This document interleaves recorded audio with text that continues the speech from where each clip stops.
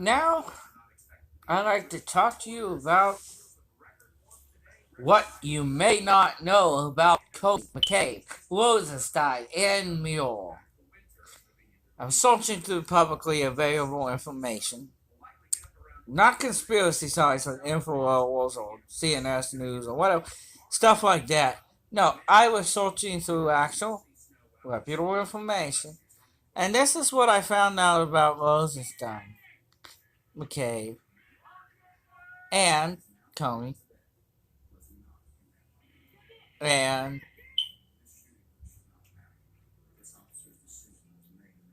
Comey, and Muir.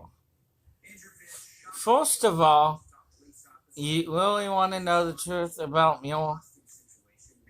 From the Hill, he was involved in the UN investigation. There was a chance that he knew that Hillary Clinton was receiving money from Rosatom, Russian government officials and people that deal oligarchs deal with the government. So, dealing with the government and Russian, he knew about that, and he didn't tell anybody, and he didn't even tell President Obama. That it seemed like he was protecting Hillary Clinton at the time, because what Russia was allegedly doing was trying to influence Hillary Clinton to vote in favor of the UN deal, and also convince her colleagues to vote in favor. Well, and not colleagues, but people in double diplomacy. She had big influence. Think about the Iraq War. She's the one that convinced Democrats to go for the Iraq War. She had influence over. She was a big influencer. She knew how to influence people. But anyway, now let's look at Rosenstein.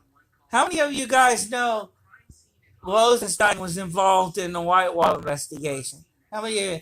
In 1998, he actually interviewed Hillary Clinton. I'm not sure about the Whitewater, but I know he was involved in the Whitewater, but I'm not sure he interviewed Hillary Clinton on the Whitewater. But there was another investigation going on. But he was involved in the Whitewater investigation. Then he interviewed Hillary Clinton. And it seemed that he was actually trying to make sure that Hillary Clinton would get off, wouldn't be charged with anything at the time. I got that from the Times of Israel. They did a profile of Lord Rosenstein. See, I mean, and plus, he was so upset that James Comey, I'll get to James Comey later on his connections.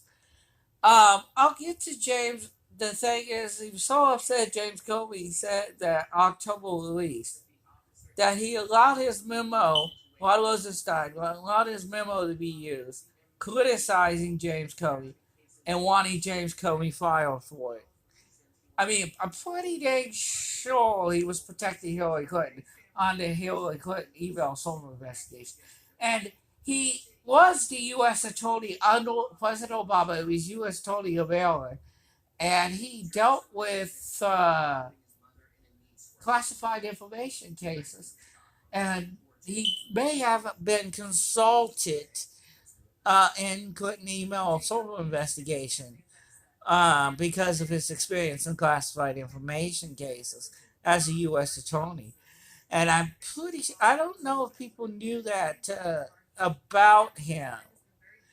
I also want to talk about, let's get down to James Comey. James Comey was involved in the Whitewater investigation too. He was an investigator. And he's very friendly with the Clintons. Let's just say that during the Whitewater. And he was one of the investigators that ultimately cleared her in Whitewater. So you have Rosenstein and Comey involved in Whitewater.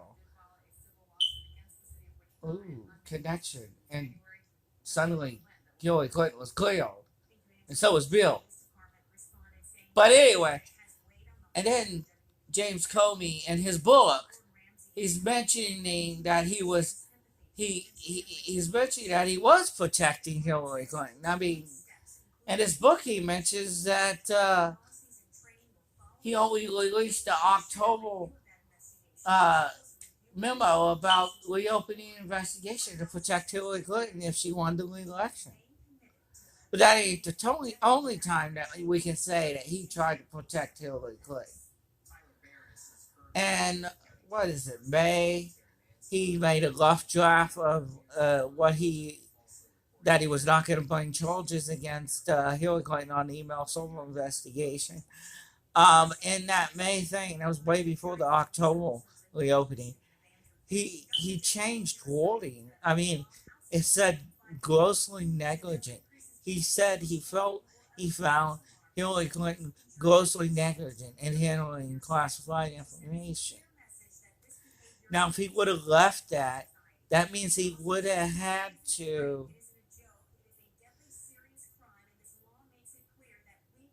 It it makes it like he changed it because he knew if he put grossly negligent, he would have challenged Hillary Clinton. Now, in this book, he says none of the prosecutors or investigators said that there were no charges. That's not true because there were reports that some FBI and some prosecutors, and that's coming from sources like New York Times and Washington Post and stuff like that, that said some FBI agents and some prosecutors on his wanted to actually charge. Some career prosecutors, career FBI agents thought Hillary Clinton should be charged with a crime. But that's his book goes off different from what they said in those reports. And anyway, back to the fact he was trying to protect her. But anyway, he changed the warning to extremely careless because he knew he could say that and not have to charge her with a crime. And he shut down the Clinton Foundation investigation before even witnesses were interviewed. And that was kind of like top witnesses were interviewed before he said no charges for Hillary Clinton. So, he's done all he could to try to protect her. And the UAD1 investigation he took over after Mueller retired, he protected her. It seems he protected her on that as well. And he did admit in the book he was trying to protect her because if she won the election, he didn't want to look at it as a illegitimate election. So he has tried to protect her. And McCabe was fired for lack of candor because he allegedly, according to the Inspector General, lied about protecting Hillary Clinton himself. And I do believe he goes far back to the U81 investigation as well, McCabe does. I don't know if he goes back to Whitewater. I didn't look that up, but I think he may have been an FBI agent on that as well. But I'll have to do a little research on that, McCabe. But I do know he was also put in the text message when Peter Strzok, the disgraced FBI agent that was removed from the Russia investigation because the Inspector General said that implied McCabe was involved in setting up this insurance policy that the Russian, according to Peter Strzok, the Russian investigation was an insurance policy if Hillary Clinton lost. So that means they were only going to bring up this Russian investigation if Hillary Clinton lost. And even Mueller himself has said that Trump's not a target but a subject. And it seems when he found out he can't really link Trump to illegal collusion, that he had to go focus on Stormy Daniels. What happened with Stormy Daniels, and that's because, and there's only one good reason. You got these people to link to Hillary Clinton. They seem, allegedly, all of them, according to publicly available information, took time to protect Hillary Clinton. And as Peter Strzok said, this whole investigation was an insurance policy, if only if Hillary Clinton lost. So if you think about it, if you really think about it, this is just a witch hunt, a biased political witch hunt, as Trump says, to oust him. That's it.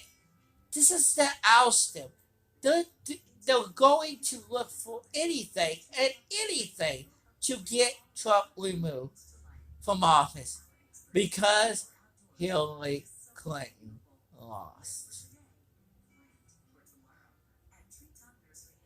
That's what this is about. And if they don't do that, they're going to use this as campaigning for the election. Democrats will use this campaign for the election. So they get in office so they can go ahead and oust Trump if Republicans don't. So why should we protect Mueller when everything is leading to this to be a political biased witch hunt from all of the people that were involved in the investigation? Rosenstein, Mueller, McCabe, and Comey.